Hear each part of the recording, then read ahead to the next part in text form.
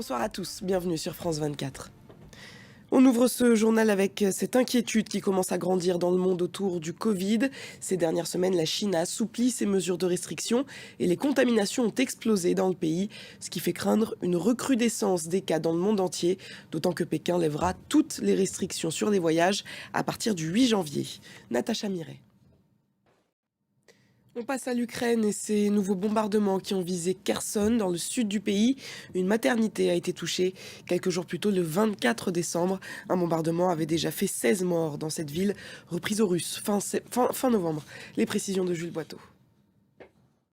Et dans le même temps, ce mercredi, le ministre français des Armées a rencontré le président Zelensky à Kiev. Sébastien Lecornu a promis que la France continuerait d'aider l'Ukraine.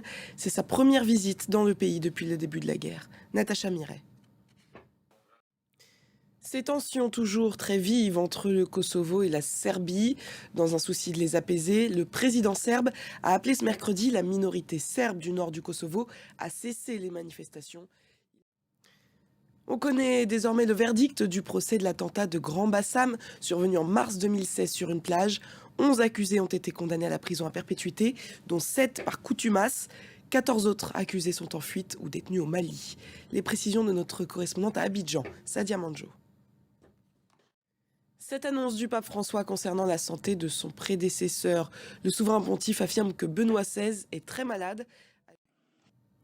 On prend la direction du Brésil à quelques jours de l'investiture de Lula. Les services de sécurité sont sur le qui-vive, notamment depuis une tentative d'attentat à la bombe déjouée samedi. Une attaque organisée par des partisans du président sortant, Jair Bolsonaro. Sandrine Gomez.